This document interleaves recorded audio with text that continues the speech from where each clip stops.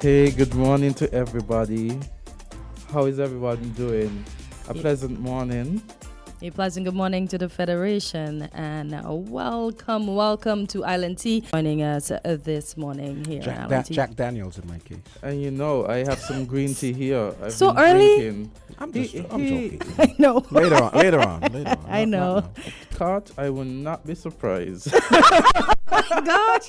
Oh my gosh. Azard, I thought you were looking out for Jams's best interest. I do have a bottle of Jack Daniels on now. Okay. Yeah. Okay. See? In fact, the other night, my wife gave me some hot chocolate, right? Uh-huh. And I told her, "Oh, could you put some Jack Daniels in there for me?" Really? Yeah, that was all 2 weeks ago. Yeah. Okay. I thought I was the only one that add a little spice to my coffee because I put the Irish cream liquor in my Irish cream coffee. Yeah. Oh my gosh. Yes. Yeah. And guys, you know that. That's a little too rich for Azard. You know, Jamster, as you were saying yesterday, and we mentioned at 8:15, we were supposed to go out Vernon Springer, and talking about he got some awards in Antigua and Yes, I noticed Barbuda, that. you know, for journalism, right, Jamster? No, for talk shows. Talk shows, okay Yeah, then, yeah, yes, okay then. Yeah. So really, We're and be joining him soon, so Mhm. you guys can chat in the meantime. Let me hook up with him. I already spoke to him. Oh, nice. I think is he on Point FM in Antigua? Yeah, Point FM. Yeah, Okay. Point FM. We once did Gaston Browns. some link ups with him. Oh. Yes, in terms of Island Tea and Point FM having the program. I think that used to be on Thursdays, right, Jamster? Yeah. Yeah. Okay. We will leave unsaid that maybe he got the awards because it's a private. I'm not even gonna tease him with that, but Oh, You that know, the that's- thought yeah. crossed my mind, right? You know, we No? helped him by linking up with him, ain't it? No. I Jamster? mean, the station is owned by Gaston Brown. That's what I mean. Oh. Yeah. I was gonna smile. I'm just trying to smile, but he's a good journalist because he Yes. worked here for a bit, right? Yeah, he did. Yeah, he so did. He he's- did in sports. Mr. news and Springer stuff. is pretty I know, good. and it's just all jokes there, guys, you know. Yes. And so as you look at some of the announcements, you know, Cabinet announced duty-free concessions and VAT reduced days for Christmas. I know a lot of persons were looking forward to that. And so we have this article by WINNFM, and it says that the Nice. Cabinet of St. Kitts and Nevis and approved duty-free the Cabinet of St. Kitts and Nevis met and approved duty-free concessions for Christmas season. The information states, effective November 15th, 2023, the allowance to non-commercial importers and travelers will be as follows. So, if items of foodstuff are allowed the first £400 free of duties and taxes. Nice. So the first £400 of duty, the £400 of your foodstuff, Yes. free of taxes and duties. yeah.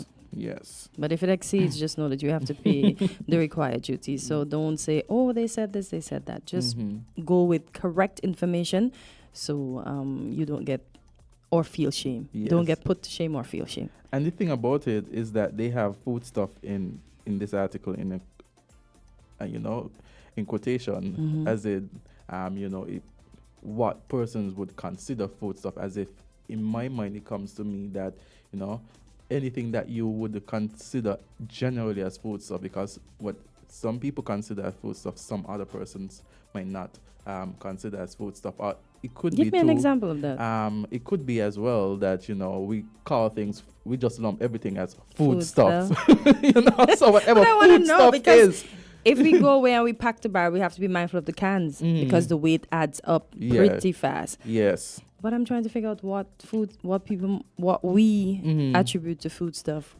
And they say gift packages. So when I think about gift packages, I'm thinking about people sending food items to their loved ones, and so just be mindful. It's all food though? Do you think it's all food? Okay, so Well, they say say my food family in stuff. New York want to send me a little TV for Christmas. That's not a Well, that wouldn't fall under food stuff for me, unless you're eating the TV. so it's strictly food stuff. Well, for this one, the gift packages of food stuff are allowed for the first Okay. £400 of duty free. Okay. £400 free of duties and taxes. Okay. And it says non-commercial imports receive a duty-free allowance of EC 675, US 250, of the CIF, which is the cost, insurance, and freight value duty-free allowance, will be applied to the goods landed in the Federation on November 15, 2023 through January 31st, 2024. So, the non-commercial items that we normally would buy for consumption or for use or whatever, those you have the 250. You buy your little items, and you go. What little items other than food Azard? Because I don't shop online, so Well, need to tell what non-commercial item? imports. I would assume that this would apply to if you see a nice pants that you. Oh, so you mean Yeah. for those folks that shop online? Yes, Okay. those And- persons who go on Amazon and sign your shopping. Hey, I mean, I don't know if you guys realize that the duty-free concessions are inflation adjusted. Yeah. So Oh, The Prime Minister did mention that Yes. yesterday. Okay then. So we got Vernon Springer, one of our pedigreed journalists who came out of the bowels of WINNFM. He's now doing his thing over in Antigua, Barbuda. Vernon, what's up? I heard you just got a bunch of awards for independence over there in Antigua. What's up? good morning. Let me say good morning to Azard and his co-host, and morning to the nation of St. Kitts and Nevis. Good morning. Wonderful morning as I Yes. speak to you, John. Good morning. So tell us a little bit about the awards. I noticed you got nominated for 3 awards and you won 2. So I mean, it's pretty good batting average, I gotta say. I know you'd like that that turn of phrase. Pretty good batting average. Well, first of all, Jamster, let me just say that I think it's the 9th annual award ceremony that they've been having in Antigua and Barbuda. I think it's also an international group that has been able to put that, coordinated by Apostle Stancia Cornelius, who has her own radio station. So it's more or less religious and combined with, there were 2 segments. If you realize, there was a segment for religious artists, which included persons from all around the world, and all of the other categories, there were persons who were nominated from all around the world, including in the Caribbean. So it's the first time that I've ever got nominated in this category. So as you realize, I sent you the information, and so you had to get down to a situation to get on your bike and organize to get voted. So for all those folks all over the world and in St. Kitts and Nevis and wherever who voted for me, I really want to just say thanks in a very big way. As you rightly said, Jumpster, winning 2 categories out of 3. A lot of sleepless nights, but the preparation, it is. We've gone to this for so many times under Clive Bacchus. And so it really is just almost like another level. But I give God thanks, Jumpster, in a very big way for, winning these 2 categories. And I want to take some time out. My mother and my father would have passed, but, to give praise to my parents who are deceased. And really, my mother was a school teacher, and my dad worked at the St. Kitts Bottling Company for well over 50 years from Montserrat.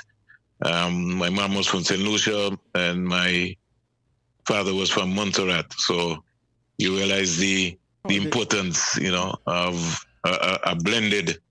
I would say more or less I'm somebody A blended Caribbean traits from family. Montserrat and traits from St. Lucia. A blended Caribbean family. Perfectly blended. Yes. But let me ask you, what do you think? What do you think put you over the top? What do you think resonated with the Antiguans that made you win these awards?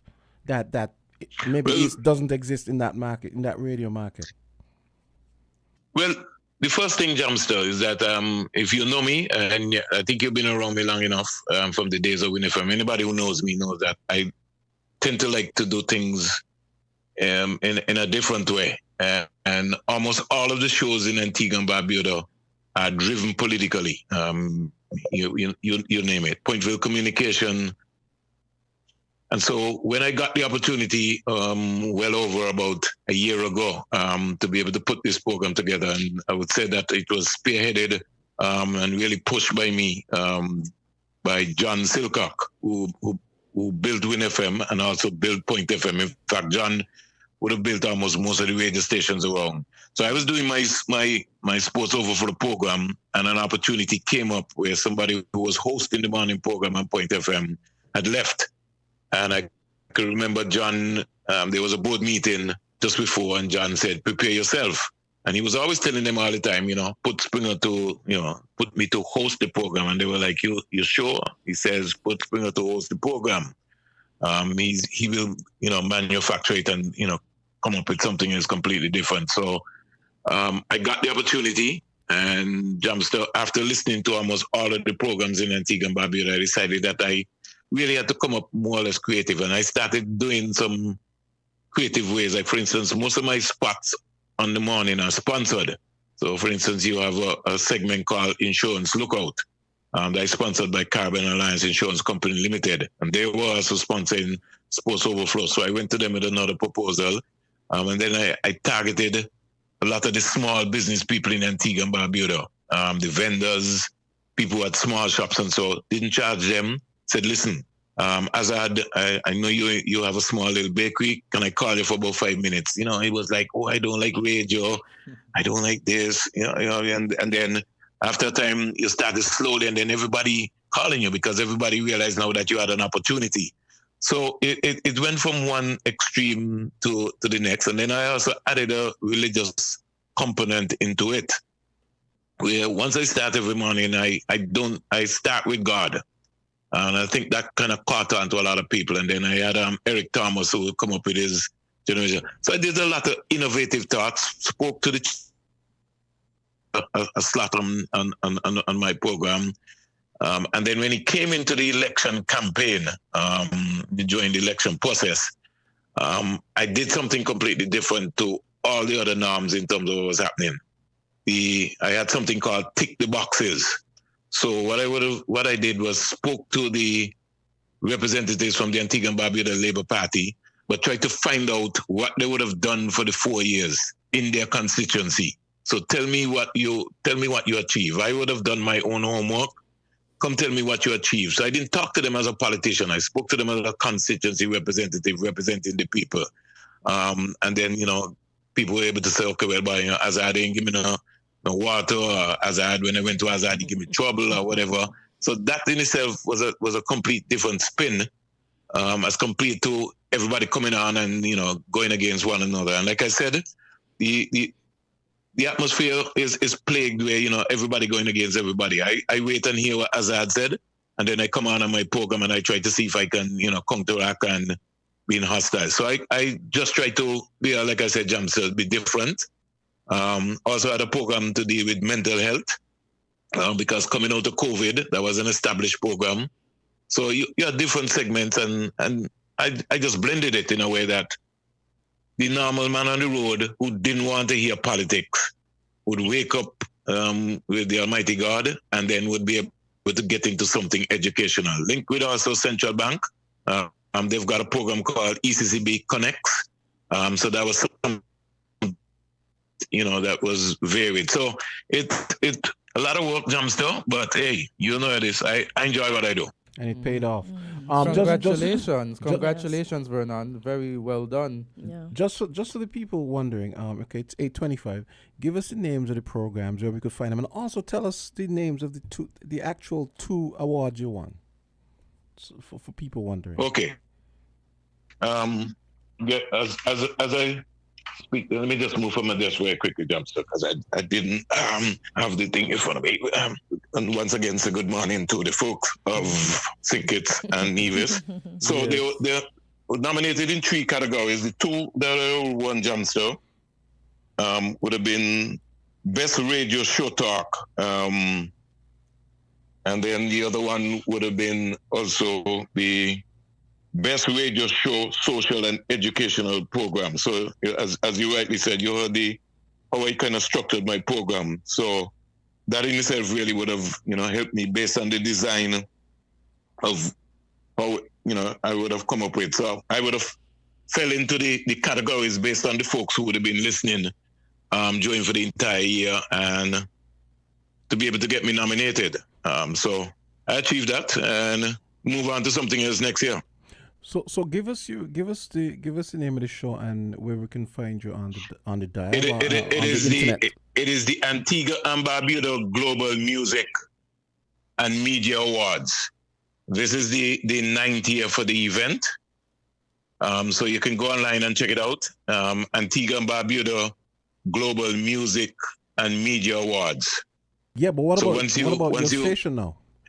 In case people over here might want to listen to you, give us the name of the station and the website. All right, so it's Point FM 99.1. Point with so an you can E. get a chance. Point with an E. Yeah. There's a switch now because I'm getting into the real cricket season now, Jamster. So I'm going to be getting really, really busy. So I switch for a little moment, for a little while. I've now gone from in the morning to 2 to 3. I'll go back in the morning from next year. But right now, because of a lot of activities happening on the ground, I've gone from 2 to 3 in the afternoon. So Point on the street, 2 to 3. I'll send you the flyer, Jamster, and so you can be able to promote that. While I'm on, Jamster, Azard, just give me quickly 2 minutes. Okay. I want to also, there are 2 icons that the Caribbean would have lost. Today is, Stanley Franks will be buried. Stanley Franks is a household name. Stanley Franks is somebody who was involved in sports. I just don't want to limit him to football and cricket. Almost everything. He was also one of those political, social activists who called in on the radio and would have challenged almost any government. It didn't really matter. And in Antigua and Barbuda, Azard might be a little bit too young, but you might know Jamster. Tanny Rose. Tanny Rose is someone who would have come out from ABS days, from the Caribbean Union days, also a very political activist. In fact, they used to call him the Voice. He passed away about a couple of weeks ago. That sort of kind of rocked Antigua and Barbuda. Because Tanny wasn't only powerful, but Tanny did a lot in his community. He was almost a community man, and it didn't matter where you were from in Antigua and Barbuda. Whether you were from Antigua and Barbuda, he always tried to see if he could help you in a very positive way. So I got my first real break in broadcasting because St. Kitts and Nevis was playing against Antigua and Barbuda at the recreation ground in football. And I could remember I went up with the St. Kitts and Nevis team as a spectator, and I was on the steps, and the steps had the steps at the Antigua recreation ground to do the broadcasting. It was sort of small area. So I was on the step talking to the late King Frankai, Kenny Nibs, Jack Matthew, and all those guys. And I saw this big man coming, and you could hear him from a mile. So when he got close, everybody moved, so he couldn't get up the steps there. And when he got up, the late King Frankai said, "This is Vernon Springer from St. Kitts and Nevis." He said, "I don't hear the accent." So he says, "Young man, you know the footballers?" I said, "Yeah." I said, I know everybody on the St. Kitts team. He said, "Well, you're broadcasting today. You sit down in that chair there. You talk about the St. Kitts players, and I know you know sports because I hear your name already." And the rest was history, Jamster.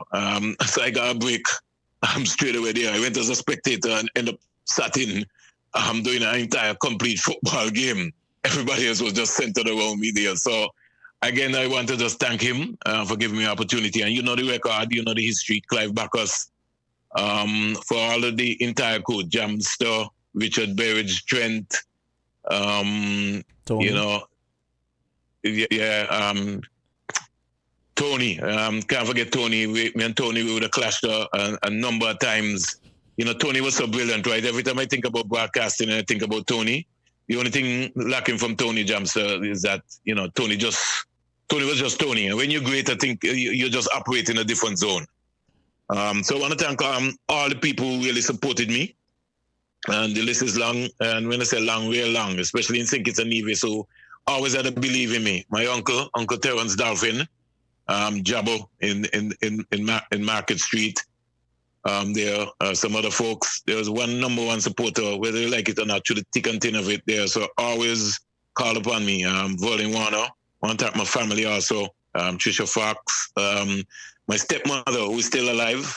Isilma Springer, out of the Tabernacle area. My entire family, my brothers and my sisters. who continuously kind of work for me. All those guys in the Sands complex, Colin and the entire crew. Seymour Williams from Island Auto Supply.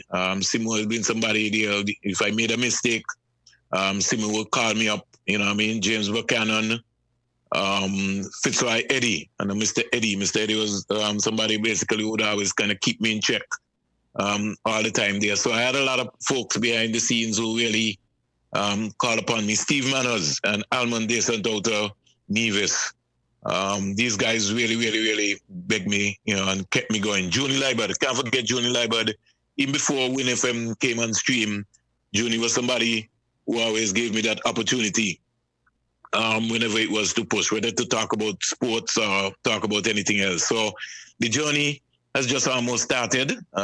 Chris Collins in England, relentlessly would always check in on me, give me an opportunity to be on there.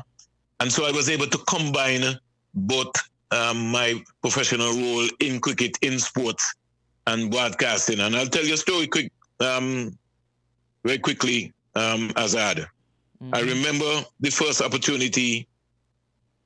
I came home one day, and Clive Backus got in contact with me and told me that the late Michael King, they wanted me to read sports on Win FM. That was when Win FM was just being farmed up. So I go home and I told my mom that, these people approach me and they want to answer by tomorrow. They want me to read sports on Win FM. But I was so busy within myself up at the park doing coaching and things that I said to my mother, I don't know how that's going to be possible. Boy, Azad, my mother looked at me, right, and tell me that I better make it possible. So, well, she knew what she was doing, and she knew what she was saying there and then. She knew exactly what she was doing and saying. Because it has got you this far. I said that to say to you, Azad, is that, but sometimes we think like we're busy, but we ain't really so busy. You understand where I'm coming from? Yes. It's just a matter as to how you find time for it. And that's why I say I have to really thank my mother, because had it not been for that, the opportunity where, she sat and she was a teacher. She was very strict. She didn't have to tell me that twice. Had it not been her telling me that message, maybe I might not have been here today. I might have been maybe doing something else, but she would have maybe saw something. And so I thank Clive Backus, Ken Richards and all those guys who really pushed me. And, it really has been a wonderful journey. And I don't take this, I still remain as humble as possible, Jamster, Azard and co-host. Yeah. Because to come into Antigua and to be able to have your own show, not hosting with anybody else, where you go on one of the main radio stations in Antigua and Barbuda, is a mean feat. And every day I pray. I have a spiritual leader, Dr. Stephen Apostle Andrew. He has a program on my show called Point on the Street. It's called First Fruits. And so that's why I was telling you, I have a religious perspective to it. So it's not an easy feat to wake up every morning and to have to compete against the Sly Jays. And not really compete, but produce your own show against the Sly Jays, against the Darren Matthew Ward, against the ABS. You got to be on top of your game. And that's no mean feat. And so I try to remain as humble as possible and just go out there and try to be as balanced as possible to be able to make sure that you earn that respect. And I think I certainly indeed have earned that. Vernon Springer, and I want to say congratulations once again. And oh, by the way, our co-host, her name is Cortencia Carty. Yes, Cortencia Carty. Cortencia? I didn't hear that. The co-host, her name is Cortencia Carty. So, yeah. Sorry. No problem. No problem. I want to apologize. You wouldn't have known. I want to apologize to her. I don't know. My last host, Jamster, what has happened to my last host? Oh, she's busy at the moment, but she's still very much a part of us. So, yeah, she's just okay. Moment, yeah. All right. So Azard, in the new year, we certainly will link back up again. Yes, because next year is going to be a crazy year. Yes. In fact, Jamster, with Azard's permission, I hope I can, before the year is finished, I got some views on sports going forward in St. Kitts. And while I'm talking about sports, let me congratulate Adrian Narford. Over the weekend, Adrian Narford came to Antigua and Barbuda and was crowned three-peat golf champion of the Antigua and Barbuda Golf Open Championship. Wow, congratulations. Yeah, Adrian, and he's here still and still practicing. Yesterday I went up to the golf course to do an interview with him, and he was up there telling those guys that he's coming back stronger than ever next year. Yes. So the guys say, more stronger than this, you gonna blow Antigua, man. Yeah, that's where I'm coming from. So I really just think that for sports-wise, Azard, and I hope I get a little chance to come back on with you. No problem. You know, I think Vernon, the golf course. Vernon, before you continue, I think before you came on here, I was saying Jamster and Cartensia, you know, that maybe some of the award was attributed to the show that we collaborated on the between Antigua and St. Kitts and Nevis every Thursday. Ooh, you know? he did say that. Yeah, once the time permits, and I have to be able to make sure that I make the time permit so that I can do it. Would not be a bad idea at all. And you know, we started something. Yes. We had our link ups, but we were going backward and forward. But I just want to be able to salute the golf crew. There's a gentleman called by the name of Zeke Percival and Raymond Percival, Chris Hensley, all those guys. Zeke didn't win anything over the weekend, but Chris and Raymond Percival, they would have won in their own category. And to say that, you know, I hope the government would find some money to be able to seriously look at the golf course in St. Kitts and also in Antigua and Barbuda, because golf is one of the big business that can certainly bring in money for your income. There are a lot of rich billionaire people. There are people who just go around the world just playing golf. Mm-hmm. And they're just looking for opportunity, just looking for a good golf course. And they don't travel in 2s and 3s. They travel in 50s. Mm-hmm. You know what I mean? When they move in 50s. And it's high-end people. So we have to start seriously thinking, you know, outside of and a lot of people sometimes want to say, oh, well, golf is a rich man's sport. But when you look at the success of St. Kitts and you see people like Trevor Jimmy Levine, you see people like Zeke. Zeke was reminding me the other day and says that he was a caddy, and he used to get $6 easy to be a caddy. $6 easy at the Golden Rock Golf Club in St. Kitts.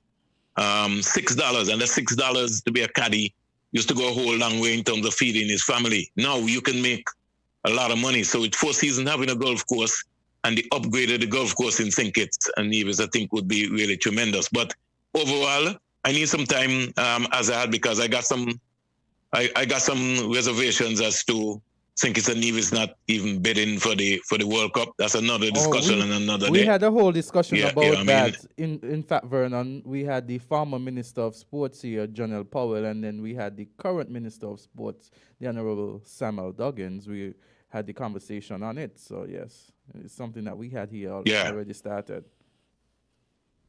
But like I said, I think St. Kitts and Nevis, we need to have a rethink, a refocus on how we go about sports, because the business of sports, everybody is beginning to invest, if you understand what's happening. You see the Barbados government, they've just decided to upgrade the Kensington Oval. They've gone and taken another loan to take it to a next level. And I'm saying St. Kitts and Nevis, we were the leaders. We have a franchise.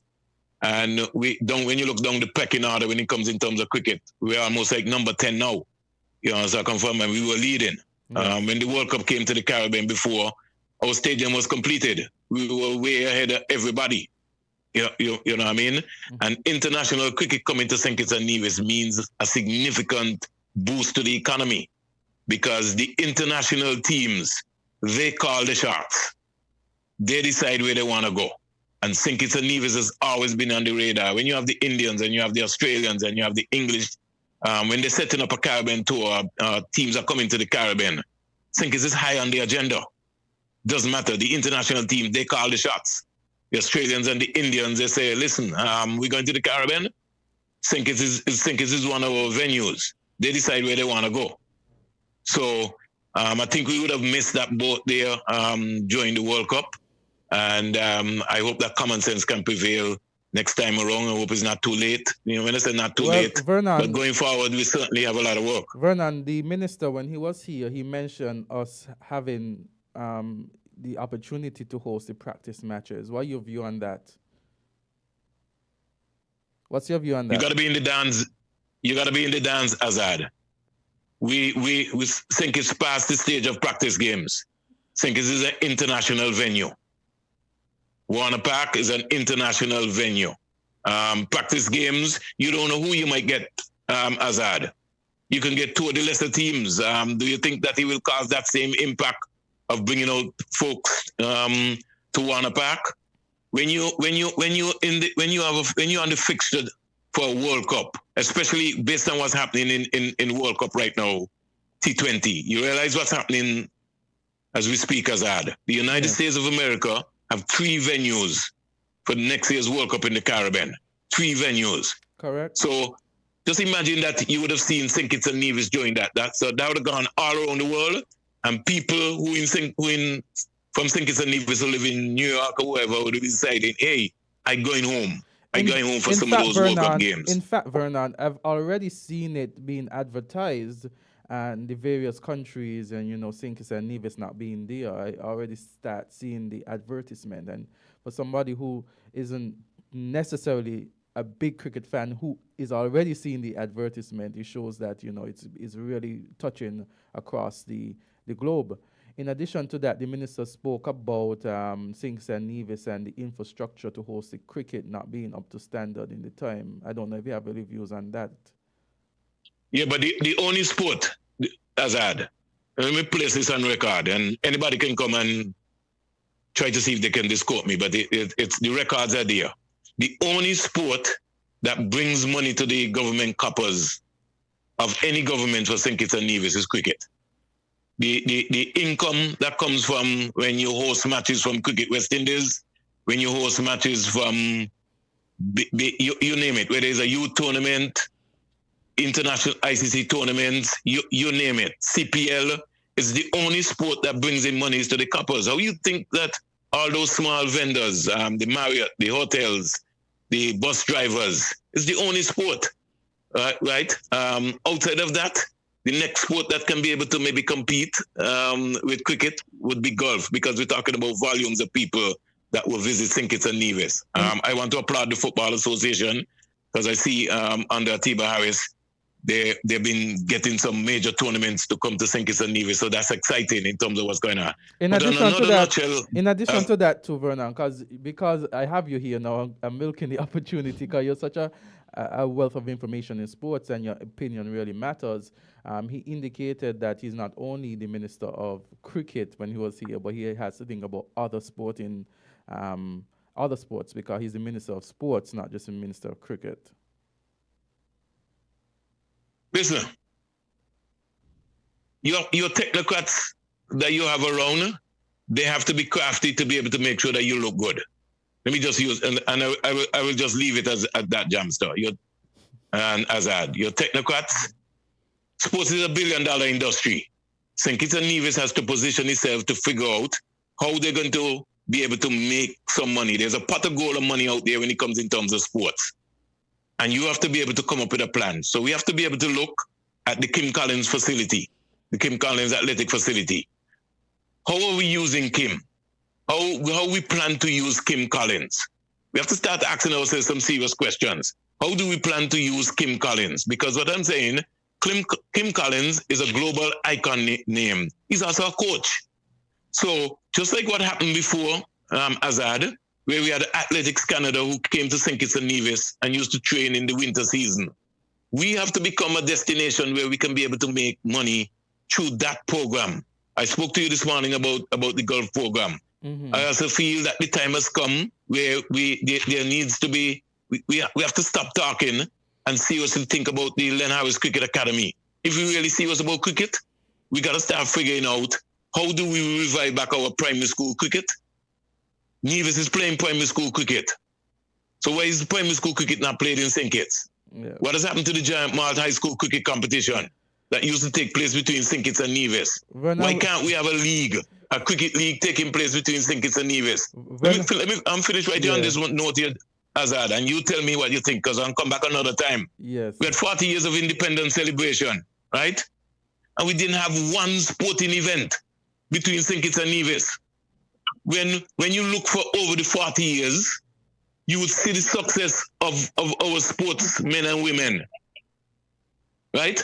So how you can tell me that we didn't have a sporting event during our independence celebration? Yes, so true. Vernon, we have another guest in studio, and so we're going No to problem. cut it short. But very interesting take on the matter. I do fully agree with you on the positions that you have made.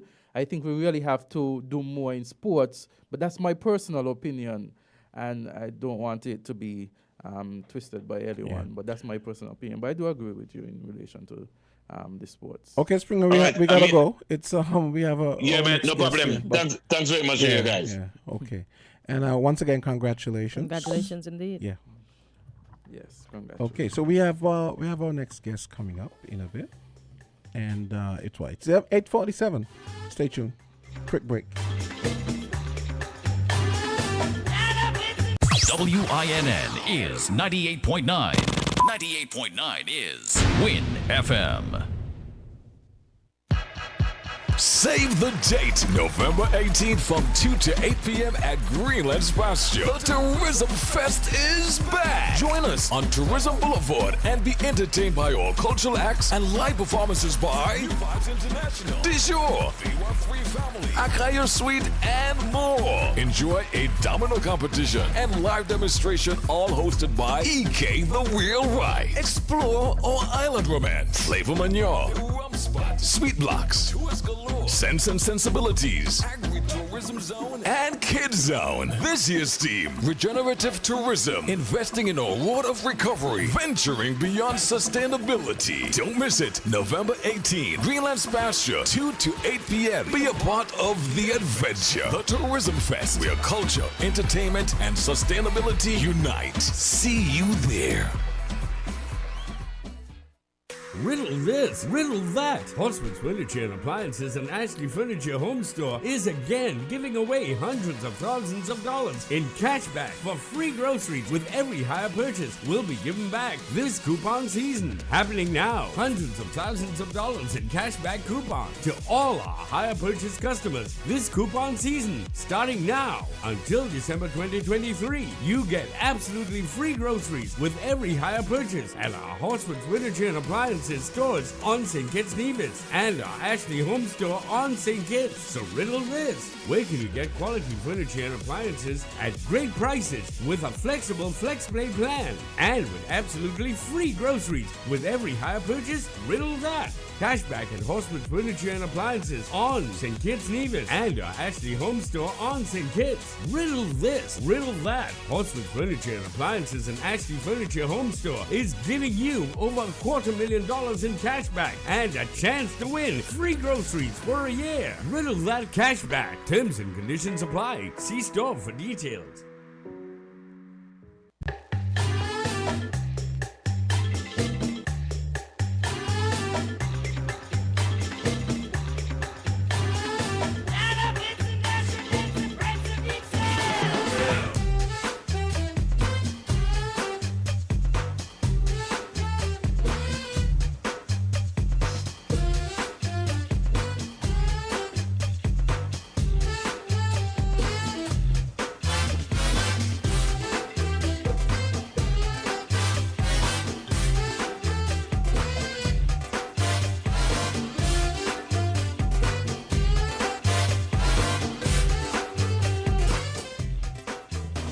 Good morning, and so we have with us our guest, our second guest for this morning. It's Keandre Weeks, and he is the valedictorian, one of the valedictorian for the Kville campus this year, 2023. Yes, Kittisha. You said one of? Yes, they have more than one valedictorian per graduation ceremony. Okay. So he'll be able to tell you. Okay. So Keandre, how are you feeling this morning? Good morning. Thanks for having me. I'm good. Not too bad. Awesome. So let me just put it out there. Keandre Weeks is a former student of mine. When Look he at the was proud at teacher. at CFPC. I had the privilege Okay. to lecture there at the time, and so he has always been a very good student from there. So it's Aw. no surprise that he continued. But I want to say congratulations. Yeah, big Thank you. congratulations. Yes, Keandre. And of course, we couldn't have the Island Tea without having Keandre here to tell us about his journey and what he has done since. So, Keandre, tell us, how has the journey been? Yes, the journey, it was quite a journey. The journey was a bit difficult at first, at least, because I had to overcome some pre-existing challenges. So I, for one, live in a single-parent household. Okay. My mother is a teacher. I'm the oldest of the four of us. So that was the first challenge I had to overcome, having limited resources when you come from such a background. And essentially, we just tried to do the best with the resources that we had. So I would have applied for like economic cause, government assistance, student loans. And like I said, the journey was a journey, so there was some resistance with both aspects. But eventually I was able to succeed. I was able to get the student loan, and then I began my studies 1 year after I received the acceptance letter, actually. So I got the acceptance letter in 2019, but I began in 2020. And once the journey began, it was really just a journey, an academic journey. You go to school, there are going to be long hours, you're going to have to put in a lot of work, a lot of dedication.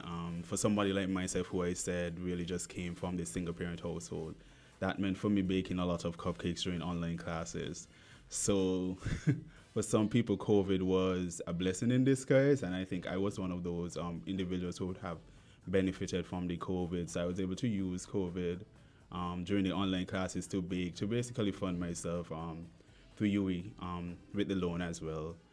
And yeah, like I said, it's a lot journey. It's not going to be easy. So have spent tireless hours studying material, whether that be cases, reading books, trying to source different articles, different sources. And that was really a journey. Meet some very great friends along the way, those that you would have for a lifetime.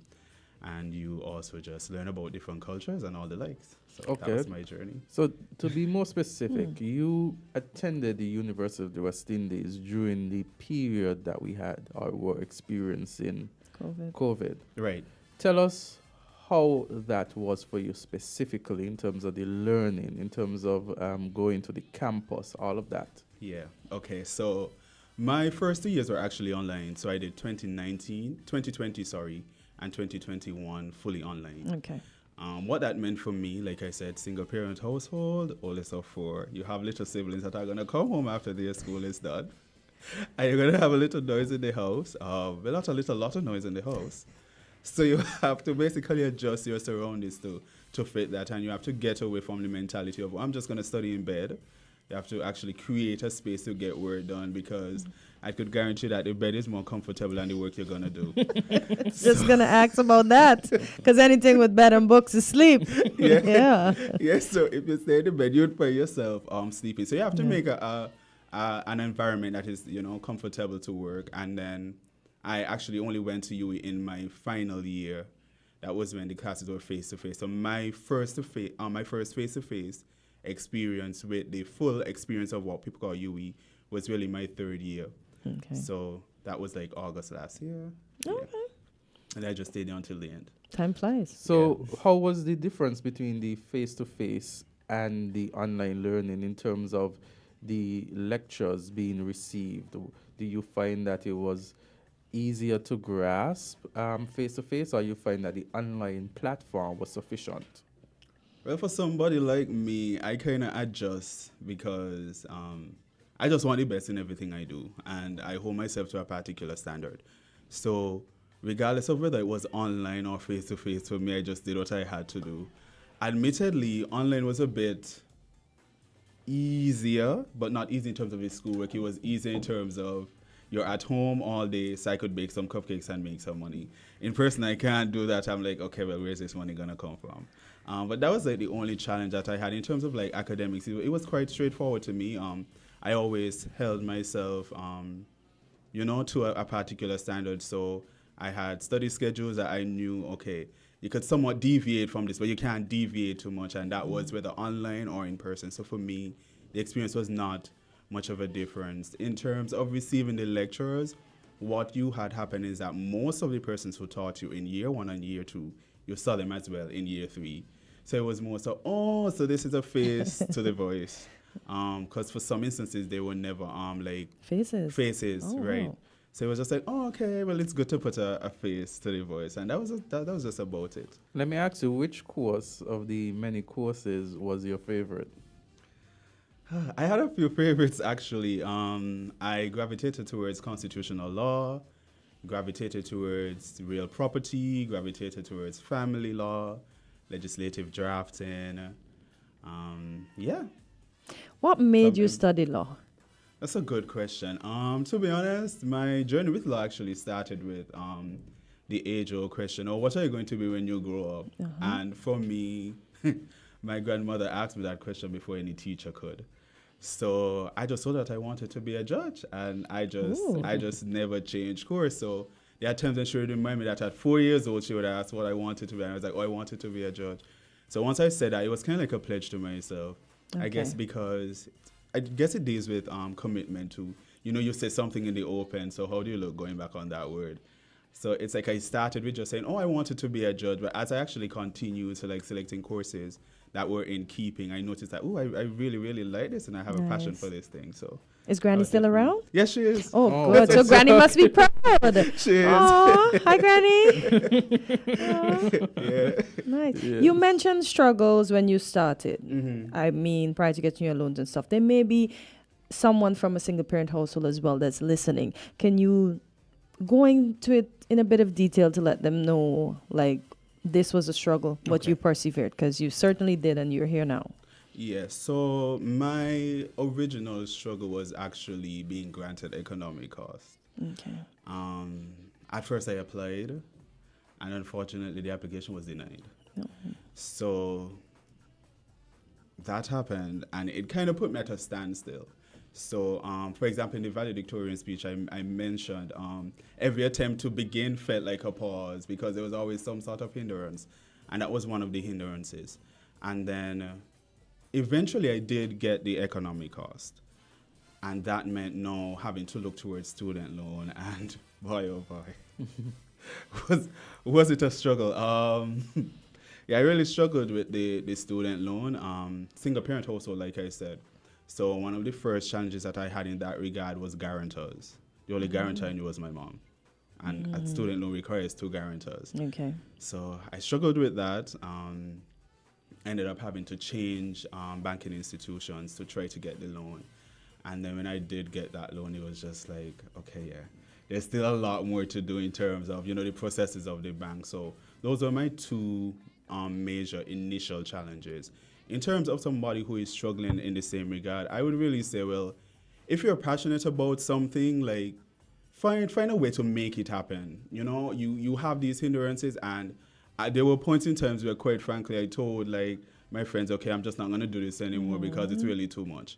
But in the interest of doing something that you love, I continued. So it took me some time. Like I said, it took me an entire year before I could begin because of these challenges.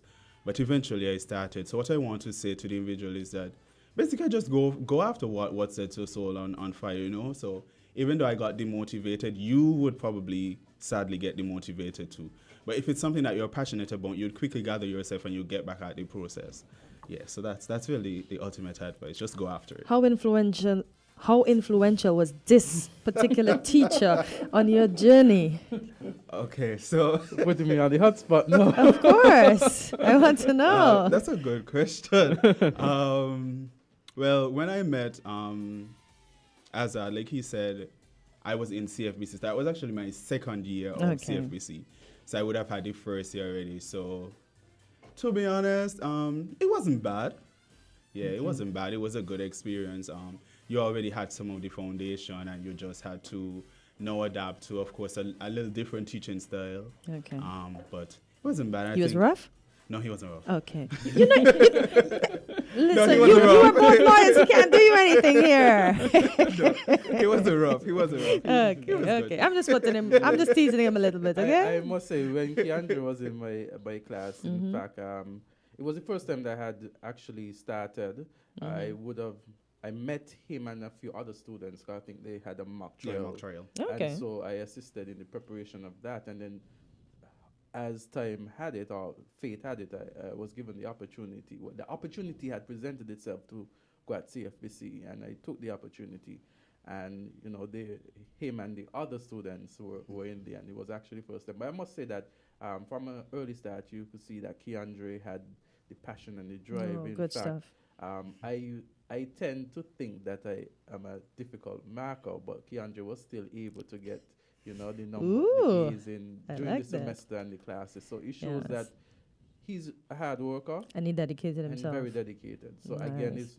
it's no surprise that he achieved what he achieved, because he Oh, has always good. been one of those students who put his best foot forward. Oh, In fact, congrats. he's supposed to deliver a guest lecture this afternoon at my class that I teach. Oh, at nice. CFBC. Yes. Oh, wow. So- How daunting is it with student loans? I never had a student loan per se. I did online stuff and I paid myself. So how daunting is it to have a student loan? Wow. It's a lot. It's a lot. I think for some people it could be easier. Okay. Because like I said, you know, I came from a single parent household, so that for me was one of the hurdles to overcome. Some people don't come from that, so it's generally easier for them. You know, you have Okay. 2 guarantors, you get your loan, you're good. Okay. I had to overcome that challenge. Without saying too much, it was it was very difficult. Okay. Like I said, sacrifices to be made, but if this is something that you want, you go after it. Okay. And then the issue that I am currently facing now is that I have to go to law school as well. Bearing in mind that I still have this student loan over my head. Oh, wow. So I to eventually become the judge that you desire to become. well, to be a lawyer first before I get to the Okay, judge. okay, okay, Because I just okay. completed the LLB, so now I have to do Okay. LEC to be a judge. Oh, I mean, to be a lawyer. lawyer you and could then- be a judge. oh, wow. Yeah. So that's the challenge that I'm facing now. I'm currently in the process of trying to iron things out in terms of the current loan that I have, so I could go to law school. And I must put in a plug here to thank the gracious people and the government of St. Kitts and Nevis for being willing to sponsor my education at law school. Oh, nice. Yes, I really appreciate Congrats. it. Yes, I really thank the government for that offer. But like I said, as it is now, I'm still trying to deal with the student loan that I have to make some arrangements so that I could actually go, instead of having to wait those long 10 years to pay it off before I can actually go. Okay. Yeah, Makes so that sense. is where I'm at now. Good. Well, Keandre, we want to wish you the very best on your Yes. journey. Thank you. In fact, it has been, if we are to look at it, it seems to be a good one nonetheless, Yeah. regardless of the obstacles. You have continued to be persistent and to Yes. achieve what you have to achieve. Before you go, though, tell us about the valedictorian experience and the selection, because I know first, in order to even be valedictorian, you must qualify with first class honors, and then it's still voting, right? Yes. Okay, so tell us about that experience. Okay, so let's start with the voting and then the experience. The process is that all students who have first class honors are eligible to be the valedictorian. What happens thereafter is that all of your names are compiled on a list, and that list is posted online. So when you go to register for graduation, you can vote as well. What that means for me or anybody else with first class honors is that the entire student populace chooses who becomes the valedictorian.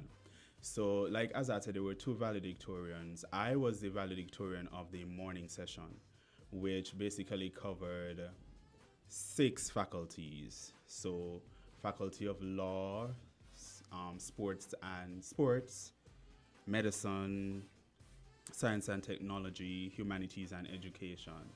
And I'm missing somebody else. Did I say law? I don't think. Well, of course, law too. I don't remember. It was 6 faculties, and then the afternoon session was basically the valedictorian for everybody in social sciences. So what would happen is that the class would vote, and the person with the majority votes, having been awarded first class honors, is selected.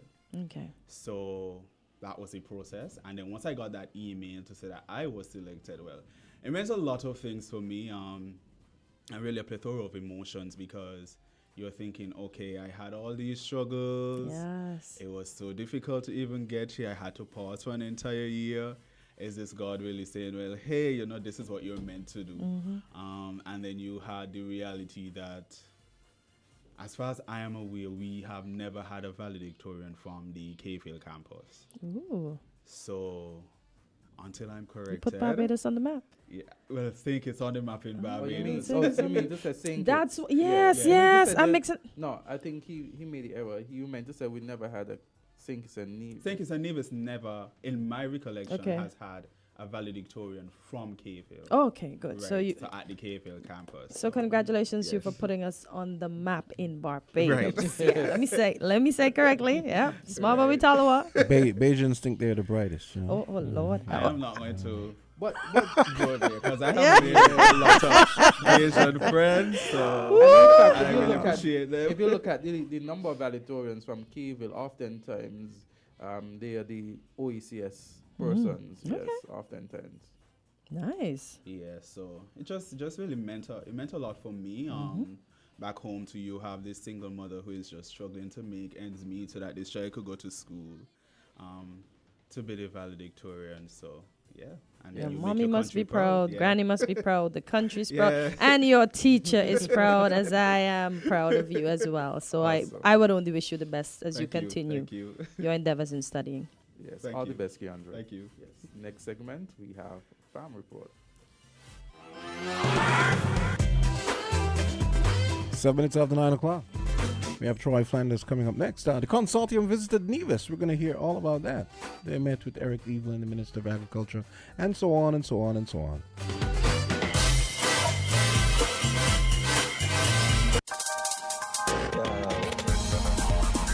We're different. We're 98.9. 98.9. Win FM. The St. Christopher Children's Home 12th Annual Family Walk Run is back. Join us on Saturday, November 18th at the Royal St. Kitts Golf Club for an afternoon of fun and fitness. The event kicks off at 3 p.m. with registration and warm-up. Adults $50, children 6 and over $25. Paid tickets include a popular event shirt and barbecue lunch served by the St. Kitts Marriott Resort. Tickets available at Harper's Office Depot, Four Ways Restaurant and Bar in the Circus, Royal Beach Casino, and online at events.jad.cash. Complimentary transportation provided from the Sands Complex and the fire station every 30 minutes beginning at 2:30 p.m. until 6:30 p.m. We'll see you at the St. Christopher Children's Home 12th Annual Family Walk Run.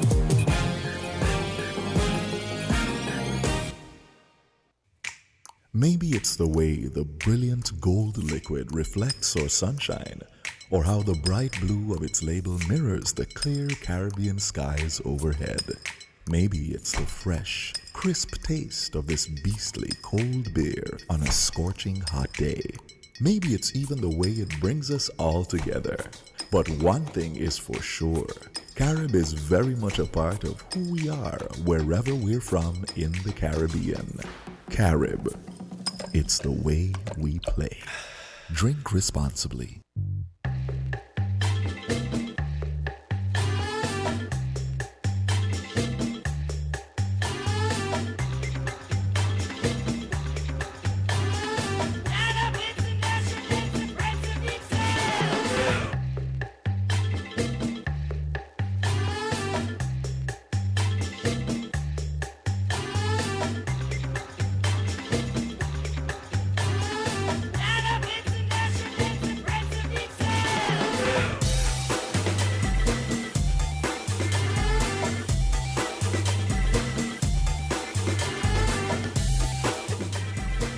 And it's time for the Feisty Farmers. 10 minutes after 9 o'clock.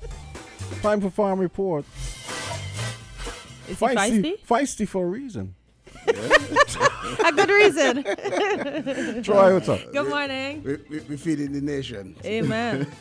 You know, I prayed for that this morning, that we will be able to have enough food so that we can feed ourselves, literally. Yes, self-sufficient. Yeah. Good morning to all listeners. Good morning to you, Troy. Yeah, another Wednesday. Yes, another Wednesday. It just Another farm report. It's just like yesterday I was here. Yes, indeed. The weeks and the days are flying pretty fast. And you're getting me a little bit scared because, Christmas is beginning to look a lot like Christmas. Is the sorrel ready? They got me slow. Oh, God. But I was over in Nevis and I see some sorrel out there, man. They got sorrel out there. I see some persons have it, but still I don't want to make my sorrel drink too early, Well, So- back in the days, I look down, so they start setting it up. Mm-hmm. Yeah. Drying it out. No, set it up. Make the drink, set up the drink. You know that. I mean, you see, maybe I'm that young to know that. Yeah. November. Yeah, you deal with the instant sorrel now. You just set it up with the rice and thing and cover it down. Because you want the fermentation. Yeah. So, yeah. Oh, You deal I with didn't know that. You deal with instant sorrel. I don't have to put Jack Daniels in my sorrel. Yeah, this Jack Daniel. Sorry. Oh, I didn't know that. Yeah. I learned something new today. Sorrel is such a wonderful drink. Yeah, but as Christmas gets closer, and I'm a bit scared for the farmers because we had some challenges. The storm did some damage, and then the same old problem we always have is land preparation. So I'm wondering how much farmers getting enough because December is one of our biggest time to sell. Yeah. So I wonder how much farmers getting enough. So by December they could smile. So tell us about it, Troy, because I saw a video that was circulated just maybe a few hours ago. Well, I saw it a few hours ago. The consortium visited Nevis. And that was yesterday. That was yesterday. Okay. Okay. And I saw that you guys engaged with the Minister of Agriculture there, and it seemed like a little bit of a tour in terms of what is happening in Nevis as it relates to agriculture. So could you tell us more about that? First, I'd like to say a big thank you to the Ministry of Agriculture in Nevis for hosting us. We were well received over in Nevis, and I say thank to the minister and his team. We went through Nevis and we went from farm to farm, and I must say they have some similar challenges that we have. But what we find out in Nevis that structurally they are more organized than St. Kitts. They have a good structure in place. Wow. So expand on the structure that they have that. The relationship between the farmer and the extension officers, they have a good relationship. And the ministry and the department and also the farmer, they have a good relationship, good working relationship there. Okay. Yeah? We go on farms, and I realize it's almost every farm you go there in Nevis, they have drip irrigation, right? And I say, wait, the Navy saying a water problem? And then you just see that they don't farm without water. Yes. And like us down here, most of our farms are rain-fed. Yeah. So is it something that the Ministry of Agriculture is doing there in terms of a program giving assistance to farmers that's not done here? Because you said that there's the water that's provided. That comes from the government? The assistance, the infrastructure that comes from the government? Well, from what the farmer told me, that they buy the drips and so. But the fact that the government give them the link to the water is very important. Because here, if you apply for water, it might take you a year before anybody himself answer you. Oh, wow. Much less to connect you. And they're going to tell you, oh, we have a water problem and the water is for domestic use and going around and so. But I don't know. It doesn't seem that that's the case in Nevis. You know, we went on this farm that bank operate. It's 40 acre, and the whole farm, 40 acre, is irrigated. You know how much water it take to push 40 acres? Yeah. Yeah. So, why I say that is because we're looking, and based on what you have said, the communication seemed to be of great importance between the ministry and the farmers. Yeah. And I know that you come on the show and that you come with the consortium because that is a way of communication as well. And so what is the next step then? Having seen what you have seen in Nevis, what is the next step for the consortium? Well, I heard the PS last night speak about drip, right? A program that they have.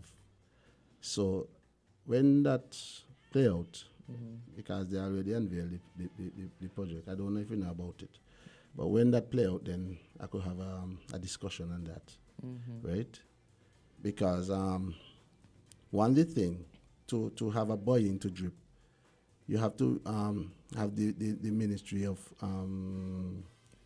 the water people, the Ministry of Public Works with you. Okay. You're supposed to be able to tap into the water source. If you're going to give drip irrigation to any farmer, you're supposed to make sure that he have a good supply of water. Right? So when that play out, when it roll out properly, then I could have a discussion on that. You said they all work in tandem in Nevis in terms of communication. From what you've seen, what can be done here in St. Kitts to improve our communication? I'm right up to the marketing unit, because we actually visit the marketing unit also. So when the farmer, every farm we go on, they will tell you that when the crop come, they either take it to the marketing unit or to the processing unit. Right? There does a lot of agro processing up there. So you find they have less headache in terms of marketing. Yeah. So that will encourage any farmer to farm. If you know when you farm, you don't get your things sell. You got no stress about that. What about... But here in St. Kitts, I don't know if we're having discussion with the ministry. We're in discussion almost monthly, right? And they ask for time to see certain things. Okay, fair enough. But certain things that we are pushing for, some of them are quick fix. Some of them are quick fix. And to be honest with you, I think where the consortium is concerned, there is this feeling that the consortium is pushing for too much from the powers that be. And this feeling as if, well, we are trying to take their space. Yes. That's the kind of feeling we're getting from them.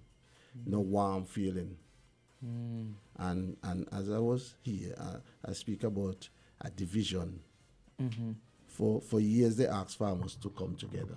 Yes. Now we come together, the farmer consortium. It seems as if that they are trying everything in their power to dismantle the consortium. But you know, when I saw the video, and it's instructive because you see the Minister of Agriculture in the video warmly welcoming the consortium, and you see that warmth. And so when you talk about the lack of warmth here in St. Kitts, and I visualize through my eyes what I have seen in the video with the warmth that you guys received in Nevis, it's very telling. So it's almost like, you know, they say a warrior has no honor in, even though it's one federation. I'm not saying it's not one federation, but a warrior has no honor in their own country. So, you know, whereas the farmers on St. Kitts, based on your interaction, based on what you've said to us, seem like you don't get that warm feeling. But I mean, I don't know if it's because of Nevision and a whole. Because, you know, Nevision, they say, are very warm people. Because even up to the bus driver who take us around, right? I mean, you know, I tell you, we were treated, they pack a cooler with water and drinks and the bus for us. And that will come from the ministry. And they give a nice air-conditioned, clean bus to drive out in, comfort. You know, we feel Like, Wow. yeah, Mm-hmm. and that come from the minister, come right down.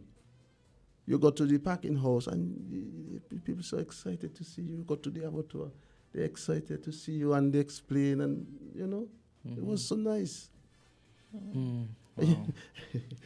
I just want to know what can be done. What can be done to make the experience that you had over the waters the same over here? Because the joy I see you emanating with the Nevis experience, I want you to emanate that same joy here and think, kids. Well, I will tell you. Hopefully, as the year, the time, let me say, this Goes year by. soon finish. Roll out, we see something different. Hopefully, Okay. because the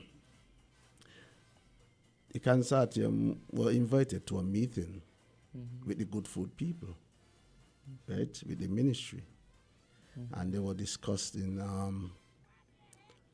the program that we have in place, the consortium, with our planting program, and we let the good food people know that we have this program going on to produce, right? And they assure us that they will take our produce, right?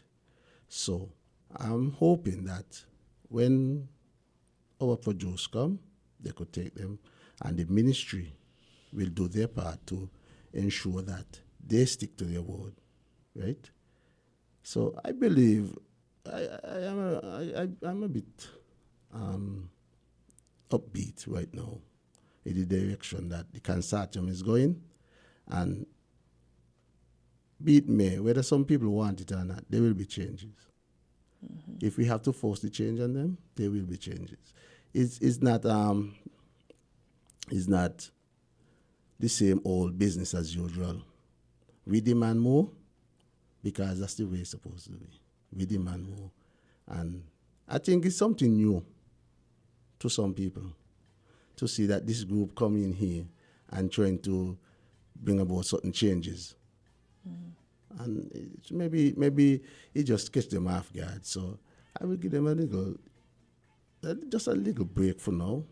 I could be one of the harshest critics. Okay, so I will give them just a little break right now and see where they go from here.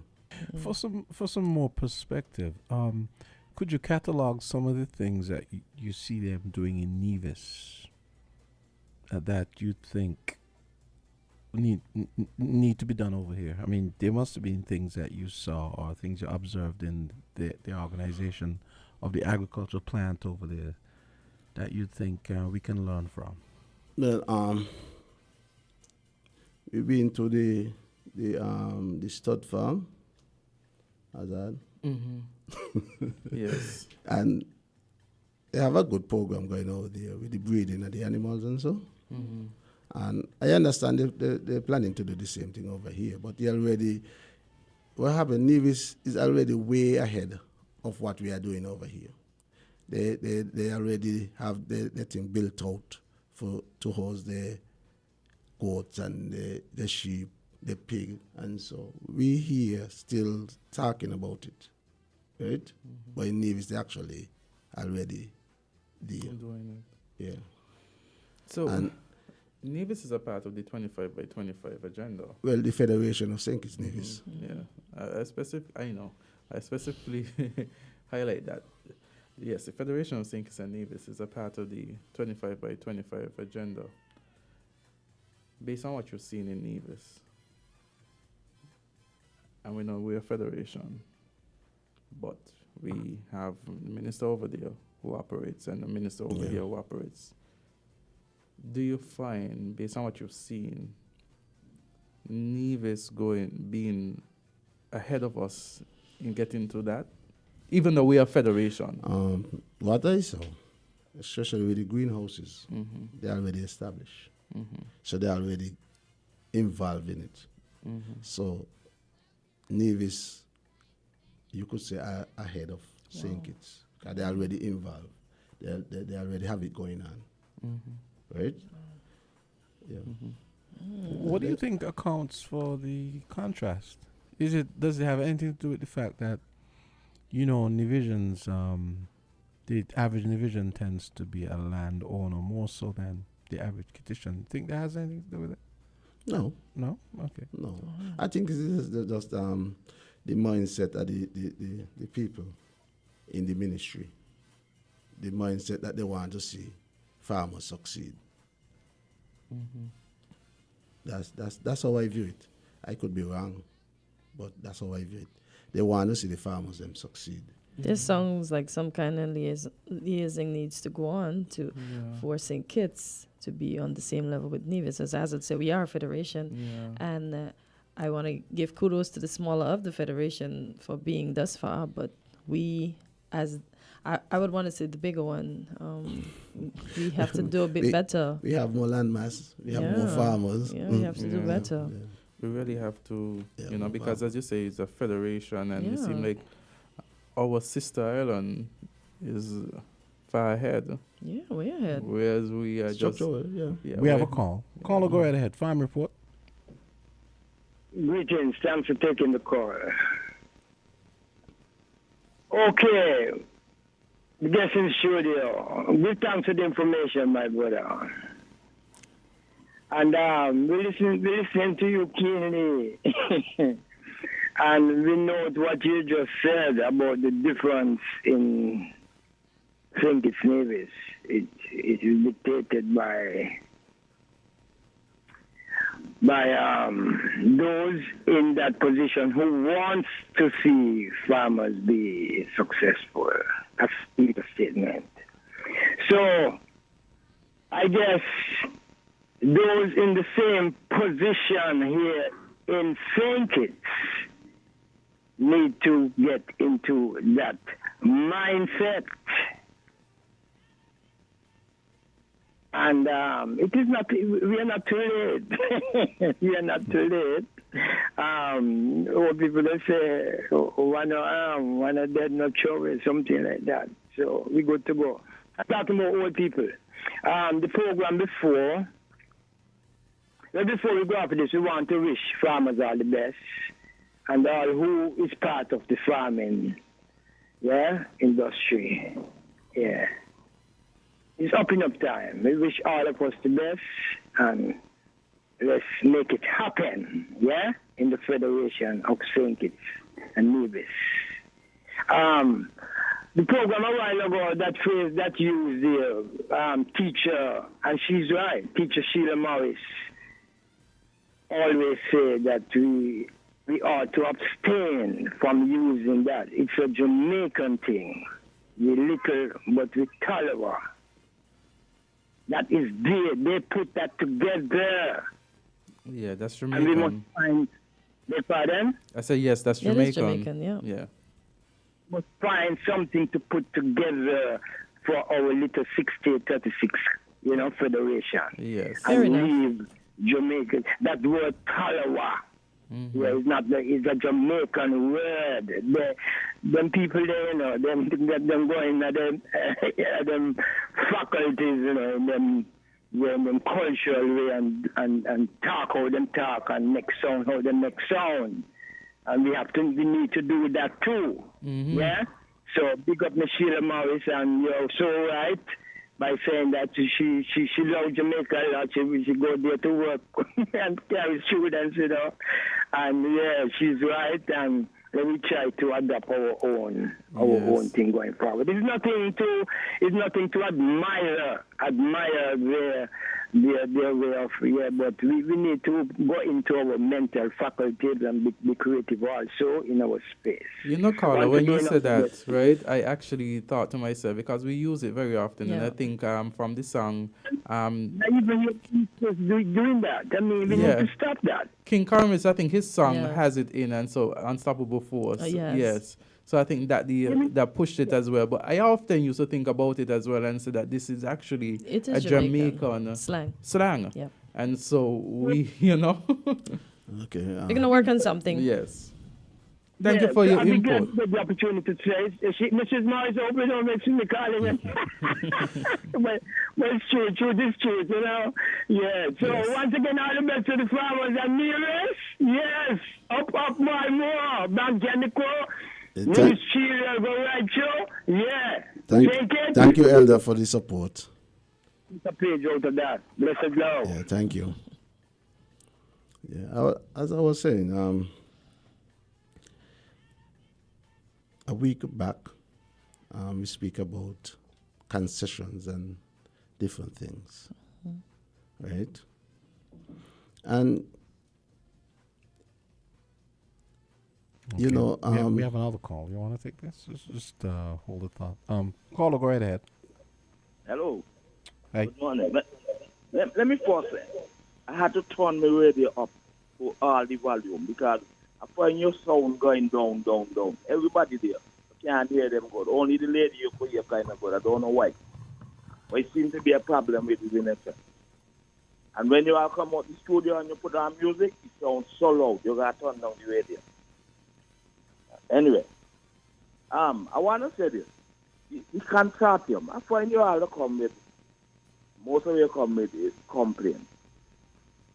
If you look at St. Kitts and Nevis people been into agriculture, well, professionally for a longer time than St. Kitts, even though you had a lot of subsistence farmers in St. Kitts because St. Kitts produce sugar cane over a longer period than Nevis. But the people of Nevis and the people of St. Kitts, even though we are one federation, we are two different kind of people, you know. Divisions cooperate with each other, but citizens don't like to work together. We have this divisiveness about us. But I am personally bothered by the way how agriculture is run in St. Kitts. It is not properly organized. To me, the people in the ministry come down. From up top, come down. To me, they don't take it at heart. They just do a job, administration, and that's it. They ain't concerned about production. So they ain't see it as people should make money or whatever. But I'm one of those who believe the land in St. Kitts that farmers utilize belongs to the government predominantly. Government run agriculture. They're supposed to dictate what to be grown in certain regions of St. Kitts and make it happen. And if you don't do it, get you off the land and give somebody else. Because I know, I worked in the sugar industry for a long time. And all the different varieties of cane don't they never come to perfection the same way in every area. Areas were selected for certain breed of cane. So rainfall is another thing. The western side of the island is more it's better agricultural land, but the rainfall is lower. So all these are things you got to take into consideration. And we far from being what we say we want to be. Somebody got to take the bull by the hand and do it. Dictate you want. It's dictatorship you all want in the area there, you know. I don't like dictatorship, but sometimes it got to happen and nothing perfect.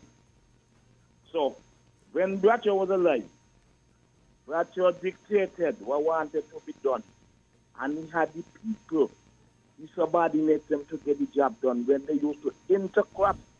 When the government took over the sugar land, and we used to produce a lot of food. So I don't know around now people to relax and get in big pet. Have a good day. Thank you for your call. Thank you for your call.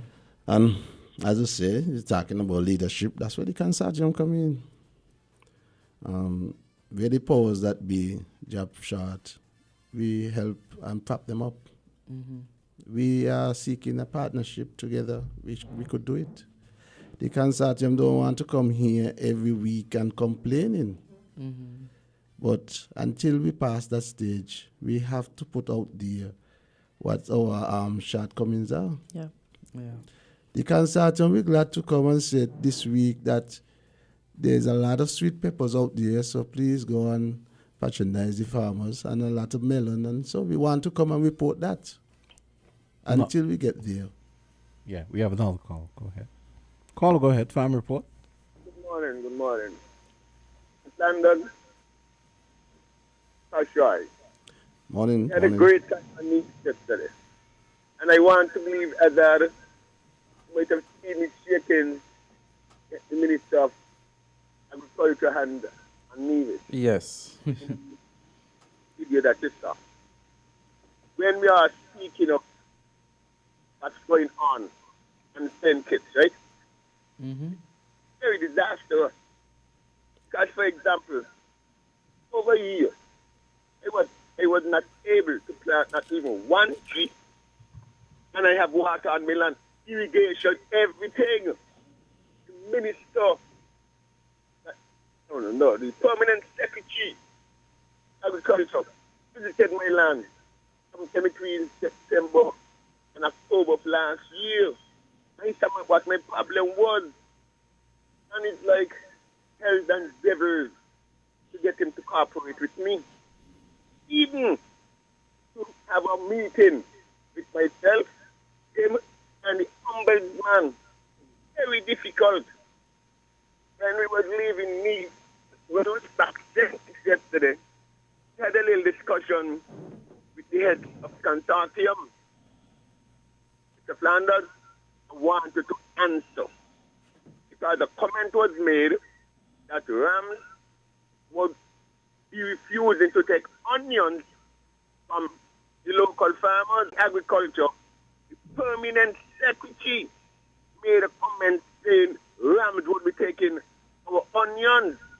There's conflicting information we are getting, and I can't understand what's going on. It's like I had a wide mind opening to see what was going on, not what is going on Nevis, what's going on St. Kitts. Like, example, I went with the abattoir. My speak would take me into a room. They make different kind of sausages. Me seeing that on St. Kitts. I wonder how come this was going on Nevis, making ham and all them kind of things on Nevis. It's like, why is it we are being held back so much? When agriculture is $1 trillion industry this is, I could talk because, for example, back in 1999, what the consortium is going to presently now, I went through it in 1999 when we were exporting hot peppers to Canada. We ended up losing that market. At that point in time, I would have been one of the larger farmers on the hot pepper production. Why did I have us to put up over 20,000 hot pepper trees and burn them? And it's like ever since St. John Payne, and that's the last caller referred to Bradshaw, when we had agriculture. Why did agriculture went down the drain? I just ain't understanding what's going on. It's like Minister of Agriculture, I said it already, and I will remain continue saying it. The portfolio needs to be taken away from him. It's like he want to run competition with the farmers. It's true. He was a farmer before he was elected. But just still work with us in order for agriculture to get the real stage that it needs to go. He have to work with the farmers and we have to work with them. The subset, the set within a set. And it's like, by the man, I understand you. All right, Mr. Tweed, thank you. Thank you. I was not able to work to make a money. We said, well, that's the pay the court. We almost got out of jail because of these people. Thank you. Goodbye. Thank you. I know you had a good time over Nevis. I know. There was. We were talking about the concessions, right? And trying to get the concession for the agricultural sector up to par with equal to those that are given to the tourist industry. Mm-hmm. And that is something we are presently fighting to get. I mean, I was told by one of the largest egg producers that the are refusing to partner with him to bring in feed because of concessions. So you're talking about Christmas coming up. That's will be one of the busiest time. As a matter of fact, sometimes we have to import eggs for Christmas time. Yes. And then you worrying about concession to give a farmer to bring in feed. And then on the other hand, you will tell me that you believe in food security and food safety. You're arguing about a few pennies you don't give to a farmer, but you have no problem to give a foreign entity way more than that. Right? Mm-hmm. So this is the thing that we are fighting with. And this is the reason why you have taken to this platform Yeah. to speak. Yeah. So some people might say we're complaining, and we will continue to agitate for what we want. We won't stop because people feel like we complain too much. Yeah, we will agitate for what we want. And you know, it's important as you mentioned that point, because sometimes it comes off, okay, we have a caller. Oh, caller, you're live. Thanks for taking the call. I remember your thought.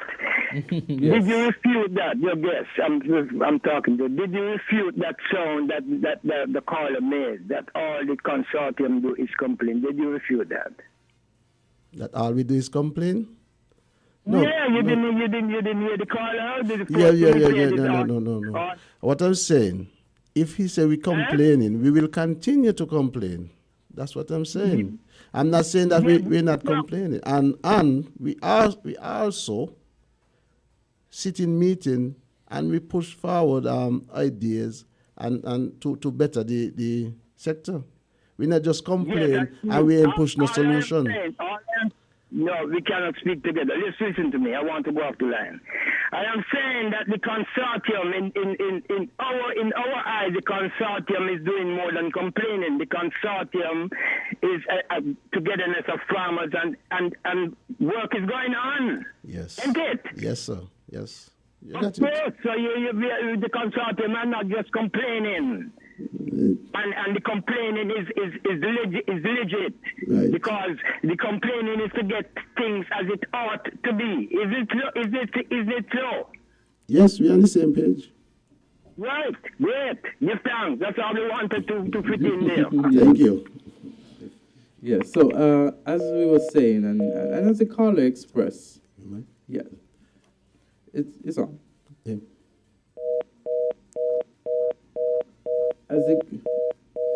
As the caller expressed, yes, and this is it. Some persons have the perception that if you talk about issues or you talk about a problem, that it's negative, that you shouldn't talk about problems.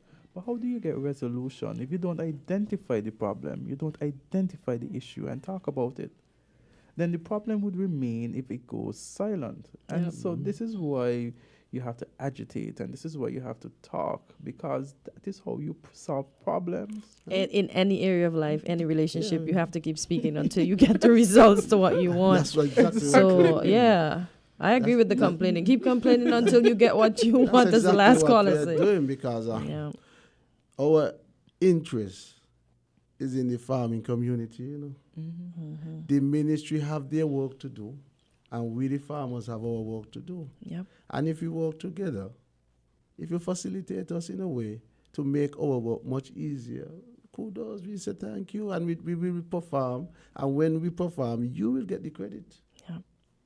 That is so true. You will get the credit. You are just providing, you're saying to the ministry and ministry, these are the shortcomings, these are what you need to address. Yep. And then once those things are addressed and the ministry takes up, who gets the credit? Yes. The same minister and the same ministry. Exactly. Thank you to the ministry for addressing our problems. We are now here. We can say we can provide for 25 to 25. So, well, you know, what they say, one hand can't clap, right? We have two. Yes. as we sit, we our eyes are on beyond 25. Mm-hmm. Yes, because we need a proper policy A national agenda. National agenda towards agriculture. It's not just not 25 by 25 reducing things, because there are certain crops that we could be self-sufficient in. So to aim for 25% is a start, but we are looking beyond that. We would like to know that, as the caller talk about onions, onion is one crop that we could be almost self-sufficient in. Carrots is the other one. Bell peppers is one. So to think about 25 by 25%, we could go beyond 25% with some of those crops. And if we put the proper structure in place, you'll surprised to see that we become a exporter of certain things as we go. And Mr. Fonders, I've been looking for seasoned peppers and I've seen none. It have a lot to do with the storm that passed. It's shaking some of the trees. Okay. Yeah. That's what I tell you, the farmers, they actually are suffering. Okay. We have 2 calls coming in. Let's take these calls. I apologize. I have to go open the door for her. So that's and the call, of course, Murphy's Law, the call ended when I went outside. Hello? Caller, go right ahead. Yes, good morning. I'm listening, right? And the gentlemen were talking about importing eggs and all kind of thing, and we hear the complaint every week that the farmers are making. But my thing is, with a pandemic that we just went through, and we see where things were literally shut down, where you couldn't even get in anything, shouldn't that be an eye-opener, a big lesson? Because, and let me tell you, there's going to be an even bigger pandemic. Does anybody know their Bible? So it's earnest on a country to make themselves self-sufficient, that not to depend on anyone to feed them. Because if you have to wait on the tractor trailers and the boat to come in with food and all kind of things, the people going to suffer. At this timing point, don't you think the government should be pushing to make the country self-efficient, self-reliant, especially when it comes to food and feeding their people? Isn't that something we should be pushing for? I mean, to hear the marvelous work that the farmers are doing in Nevis. And Nevis has always been a country when it comes to farming. I mean, growing up, we used to have to look forward to the boat to come down from Nevis, because they used to bring down so many things. Nowadays, you're waiting on the boat from Dominica. Rubbish! We should be pushing to be self-reliant, self-efficient, not waiting on somebody to import things. And why is it that the farmers have a hard time? You should be pushing, at this point in time, we should be pushing to export things, not import. Come on now, why are we still behind? We always have a modern this, modern that, but yet, what are we exporting? Nothing. We should be exporting stuff. We brag about our soil, or we got the best soil, the richest soil, but yet we can't even take care of ourselves with our soil. We need to stop talking about the good soil if we're not using the good soil. It's a waste of time. It's a waste of banging your mouth. It's like, to the other day, I was talking to my husband. I said, we named Sugar City. We need to find a new name for cities because we're not going to sugar. we got rid of sugar. So we so stupid calling ourselves Sugar City. And we ain't got no sugar. We put in sugar now. It's because Sink is sweet, man. Sink is sweet still. Another caller. Go right ahead. Farm report. Yes, Jamster and Troy and Azard. Let me try you something. There's a lady in the studio. Unless these people don't get this thing right, we ain't going nowhere. And the lady from Canada you just talked. This country is Sugar City. You can't run from it. This soil is gold. None of them in the Caribbean can match us. So we have to carry the name Sugar City. That's where me and you come meet. Sugar City. You can't run from it. You see all over running coming here. Why you think they're running coming here? Why you think the Guyanese them so gravitating to this soil? They believe in agriculture. Come on, let me big up where we got. So tell your husband that you come up mix sugar here and me and the rest. So don't down it like that, darling. That is where we got to carry. Try. We have to find the right person in the agriculture to carry this thing and walk it out. In 2024, you are not supposed to complain. You are not supposed to complain every week. The same problem. What the problem is? Win FM calling both sides, government side, permanent secretary, and the conservatives. And let me walk out this thing with the public because it's so nice. We could do better than that. We was way ahead of a lot of Caribbean islands in your culture. Come on, we got to do better than that. Have a good day. Thank you. Thank you. To that point, Troy, with the Sugar City, and in your perspective and your experience, do you think that we could at least try to do a little bit of the growing of sugarcane and processing here in St. Kitts? Something. At least if it's just for memory and just for the token and to show that we're still at least doing something. I think it's a bit expensive to grow sugarcane, But you see, then I think that without proper planning, things like this will happen. At the closure of the industry, we had thousands of acres of land there. And if back then we had to think about that, right? Now it might be a little bit more difficult because a lot of those cane lands, you see houses and them. Housing, yeah. So it might be a little difficult now. But it's a lack of planning back then at the closure of the industry that create some of these problems. I mean, when you close the industry, we had an agricultural sector that was it had existed. I mean, it wasn't. I wouldn't say it was thriving because they said they were losing money, right? We have two calls. But it was there. It was in place. Let's see if this person calls back. You had almost everything you need for a proper agriculture structure. You had your agronomists. You had your land preparation machineries. You had water catchments and so on. You had a lot of things that the SSMC had in place. You had areas where you could have used the packing house and so. Have a caller. Hello, good morning, Azard, and your people there on the panel. Yeah, good topic. But you know what happened? Good morning. When man feel like we just get rich overnight and then work for the money, that's what really sinking us today. We're supposed to get them watery food from the mother nearby island. And someone was saying the other day, if you put the thing on the table, but in the morning it starts to come soft. And we want to stay there for weeks. You only see me gonna if it start to get rot. But you see, man went in with agenda, and they were killers. They shut down the thing in 2005, and it said they had a plan. They started to sell the spot them like crazy. All them in the head were money. We used to got food before they shut down that day. I used to got the sugar factory go sell. And I sat Friday afternoon, you will see them come to the tractor with pumpkin, yam, potato, bananas and all them they're selling. But I don't know nobody went to this thing. They came out with a plan, They said they had a plan, I must say. Then I come out and kind of come off. Before they shut it, close it down there, all 2001 and 2. Oh, we're going to do this and we're going to do that. We're going to get horticulture here and there, nothing.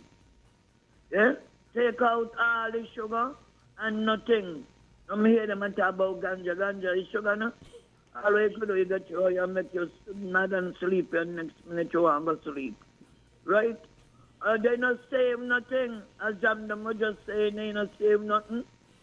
We got good soil, fertile soil. You put something in your ground as well, in your yard, sorry. And by tomorrow morning, you see the bus up and say, I just planted it yesterday afternoon. If it a bus up tomorrow, you bus up the next day. And it's a shame to know we're going to this, going to the boat, agriculture. Next thing, tractor breakdown. When you want a tractor, I used to go through the country to buy nuts from farmers. When they want a tractor, no tractor deal. You got to wait all 2-3 weeks of the people them set back behind because that they put in trust on. to plow the land to plant the nuts again. They don't have a date for the nuts now. Now I was at the electricity yesterday, and a gentleman who used to do farming were talking. They say, you know what happened? And they are greedy, man. They were bold rock. Come in here, they say they're going to order the seeds. And want to tell people he watching what the people are reaping. But a bag of seeds or $700 and all them deal. And that shouldn't be the agriculture. Man should have get behind him and said, no, you can't sell the people them that we ain't selling it for that. And greediness and carp to them. Okay, caller. Okay. Thank you. Troy, there, before you go on to that, there was someone who commented on the Facebook page and said, don't be intimidated by those who say that farmers are complaining. Continue to do so until attention is given to your plight. So you have persons here who are commenting. And supporting you. Yeah, I mean, the whole nation should support the consortium. The consortium is not asking for too much. What we are asking for is actually to secure our food, you know. Yeah. Exactly. And you were making the point about planning. And while you make the point about the closure of the sugar industry and the lack of planning at that point in time, my mind started to think at where we are at now, and a lack of planning could affect us 15 years from now, 20 years from now, because the closure of the sugar industry was in 2005. And we look at it now, we're in 2023, and 18 years since. So it shows how a lack of planning could really affect us going forward in years to come. Yeah, so that's, and our argument ain't just that, you know. Our argument ain't just that. This consortium started when Ron Collins was the PS. You understand? We didn't just start under this administration. So to see that what we are asking for, this administration come in play, they had known what we are about.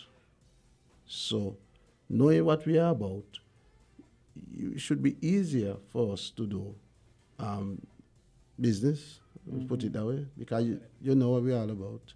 So, okay. As we wrap in, you say, as Sister Bonus was talking, you know, your tomatoes and your cucumbers, you could just leave them on your countertop, and they will last for a while. Locally, tomatoes and cucumbers. You don't have to put them in the fridge. Fridge will probably speed up the process in spoiling them. You put your cucumbers and your thing on the countertop, and they will be good. You could have your cucumbers for almost 4 weeks, and your tomatoes. Actually, thanks for telling me that. I didn't realize. No, I thought. I mean, you know, you put a lot of stuff in the fridge. Yeah. Because, you know, sometimes the temperature of the fridge might be a bit too much, especially for the cucumbers. You see them start to turn yellow quickly. Yeah.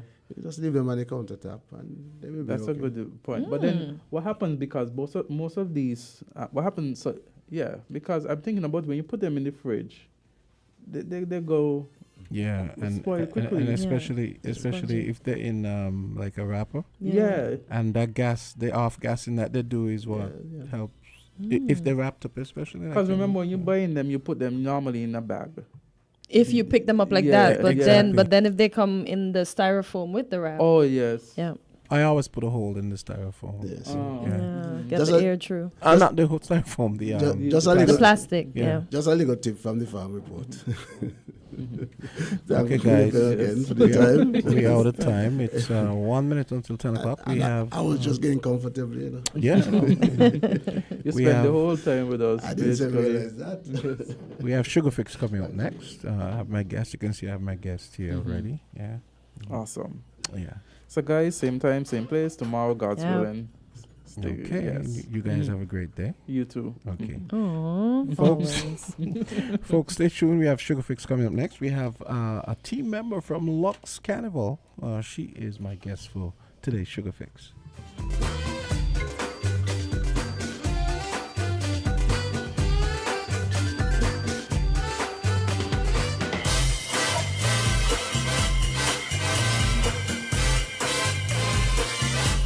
Kids, drink healthy. Reduce sugar chubby with the same great taste. Lots of magic fruity flavors. Drink for more health